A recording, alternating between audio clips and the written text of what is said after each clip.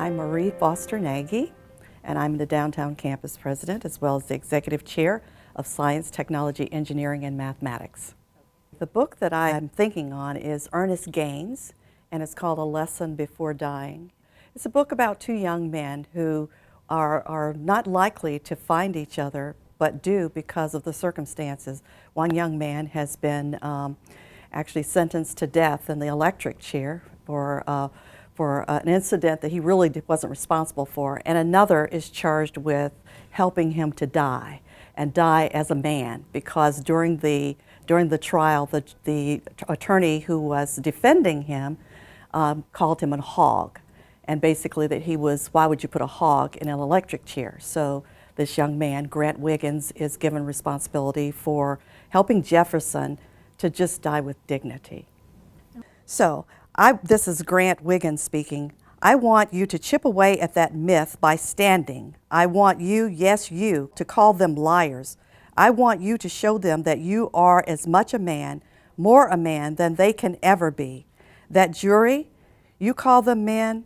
That judge, is he a man? The governor is no better. They play by the rules their forefathers created hundreds of years ago. Their forefathers said that we're only 3/5 human, and they believe it to this day. Sheriff Guidry does too. He calls me professor, but he doesn't mean it. He calls Reverend Ambrose reverend, but he doesn't respect him. When I showed him the notebook and pencil I brought you, he grinned. Do you know why? He believes it's just a waste of time and money. Please listen to me, because I would not lie to you now. I speak from my heart. You have the chance of being bigger than anyone who has ever lived on that plantation or who come from this little town. You can do it if you try. You have seen how Mr. Farrell makes a slingshot handle. He starts with just a little piece of rough wood, any little piece of scrap wood. Then he starts cutting and cutting and cutting, then shaving. Shaves it down clean and smooth till it's not what it was before, but something new and pretty. You know what I'm talking about because you have seen him do it. So his aunt, who can't take it, who really does not want people to think of her child, her grandchild or godchild as a hog or as not a human, wants to send this young man to talk with him. But at the same time, it's teaching others lessons, in this case, a white sheriff and deputies and people within the community, teaching them about the dignity of life. It doesn't matter whether you're black, white, or mulatto, that you are a human being. I chose Ernest Gaines because it's someone that I actually met, and I did a master's thesis on, at the time he had written, I think he was into his 5th book, and the autobiography of Miss Jane Pittman had become one of the, a kind of a overnight success because it was made into a movie, and everyone was talking about it.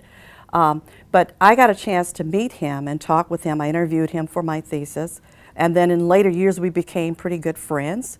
Unfortunately, I didn't keep up the friendship, so, but I would read his works, and I knew the people in that community because I went to school for a couple of years in Louisiana, and it's all about Louisiana, all about the place where he grew up. So he never writes about anyone or any situation that's outside of that community. And so there are plenty of stories to tell, but he makes these people live for you. He actually introduced me to other writers, in person. So Henry Louis Gates, I had the opportunity to meet because of him, and then Henry Louis Gates helped me publish my first book. Wow. And then I also, at one of the gatherings, I got a chance to meet Eudora Welty. All these names are old names, but they were definitely icons. And then Robert Penn Warren, I got to see him make his last appearance, and this is all because of Ernest Gaines.